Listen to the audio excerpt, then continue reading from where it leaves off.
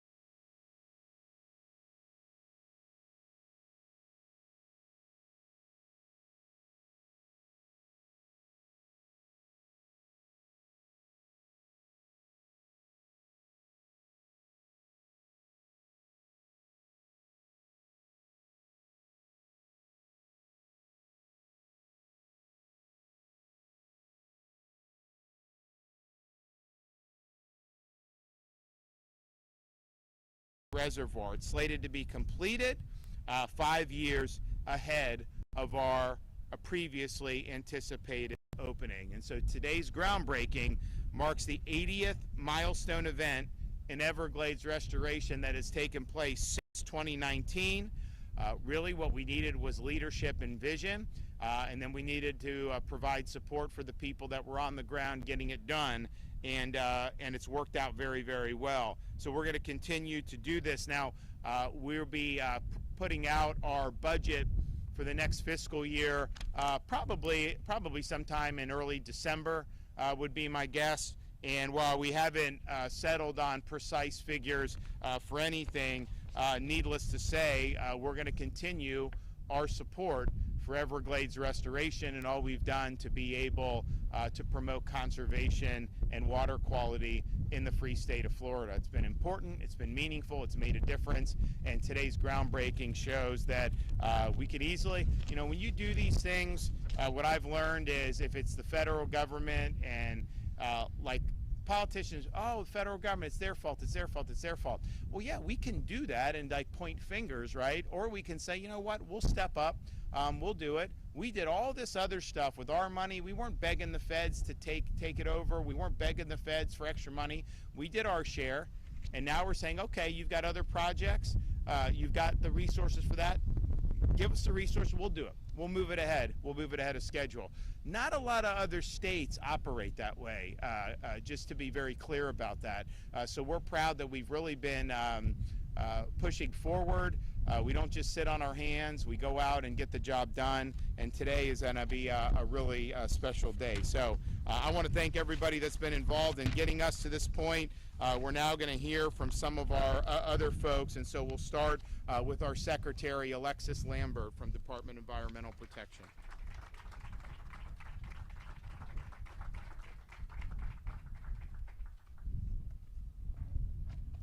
Good morning, and thank you, Governor. Alexis Lambert, Secretary of the Florida Department of Environmental Protection. It's a privilege to be here today to celebrate another major step forward in Everglades restoration. The EAA inflow pump station is more than a construction project. It is a key piece that makes the crown jewel of Everglades restoration possible.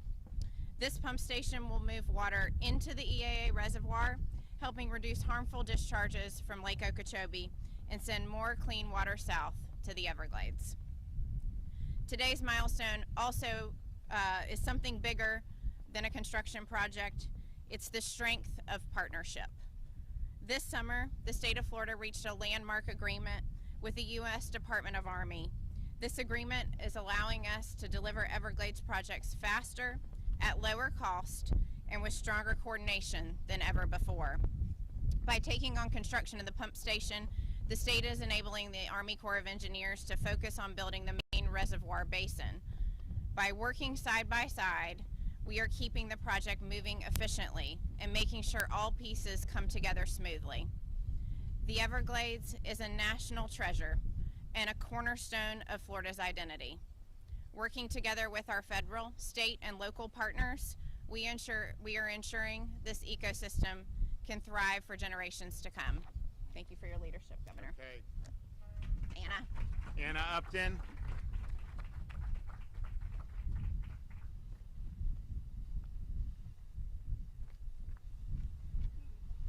Wendy.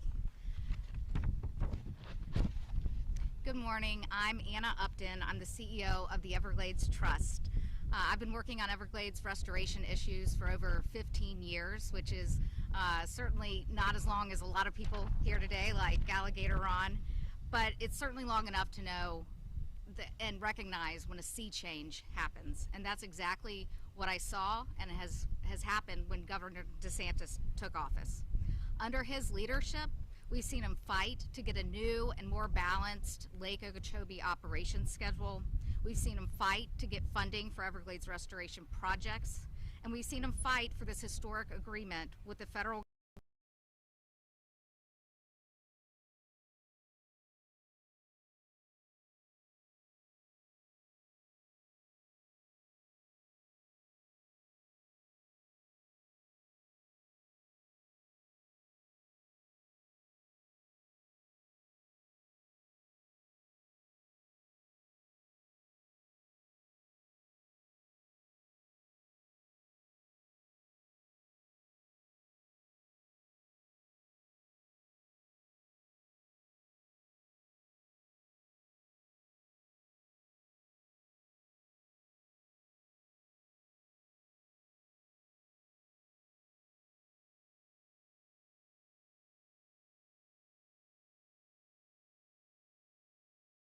one step closer to that dream becoming a reality.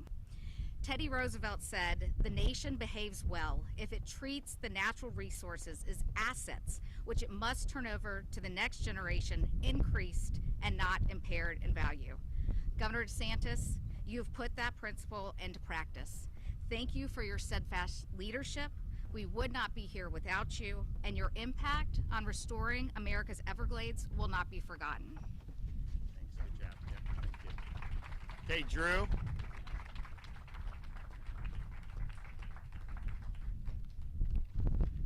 Thank you, Governor. Drew Bartlett, Executive Director of the South Florida Water Management District. And as far as I'm concerned, I've got the best job in the state. I get to come here as a career environmental professional and make an absolute difference for South Florida's environment and its people. Also, I get to work with the best board of directors in the state of Florida. Governor, you're good at recruiting, I must say. But we have our chairman, Chauncey Goss, with us today. We have Alligator Ron Bergeron, Colonel Charlotte Roman, Robert Spotswood Jr., Jay Steinley, and Ben Butler. I think I got them all. So thank you so much for being here, board members. And we also, when you drove in, you drove by the embankment construction that the Corps of Engineers is expediting. I want to recognize Colonel Bowman here with the Corps. So thanks for being here, Colonel. We mentioned it. This pump station is huge, right? It is big, but why does it need to be big? 3 billion gallons per day. Just to give you a sense of how big that is, take all the water supply systems in the South Florida Water Management District from Miami to Kissimmee, add them all together, that's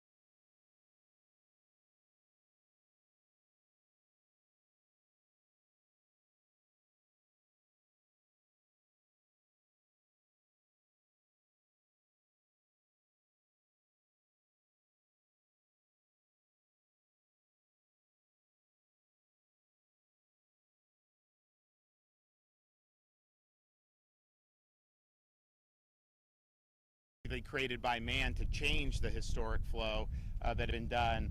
And then now with what we've been able to do, you've never had in modern history, recorded history, I don't think, in the last, 100 years probably, 75 years, this much water flowing south to the Everglades in Florida Bay. We've also provided a huge relief for some of our coastal communities. You go back to 2016, now I wasn't governor at the time, but 2016, what was happening over in the east coast of Florida, places like Stewart, massive discharges going over there, a lot of blue-green algae, big type of blooms, really impacted the economy, quality of life. It didn't, honestly, it smelled bad. I mean, it just was not good. And then in 2018, I remember I was running for governor for the first time in Southwest Florida.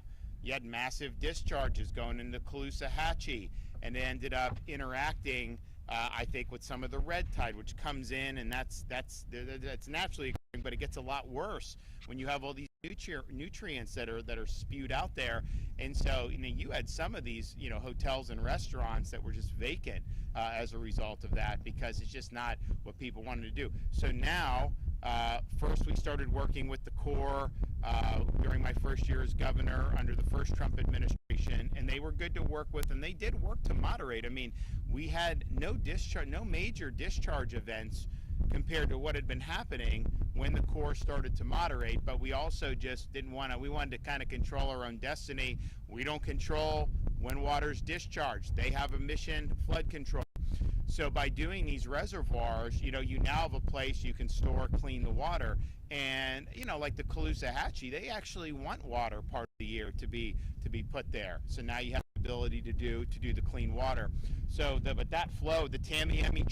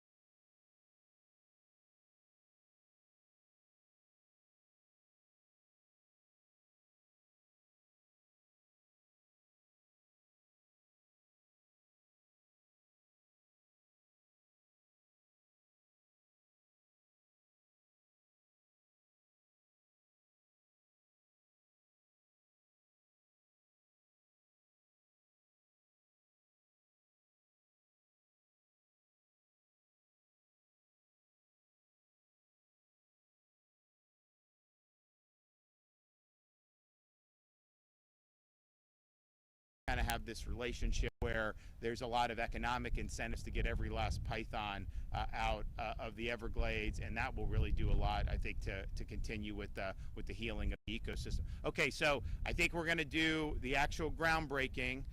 So if you guys want to come back, and we'll do it, and we'll get cracking.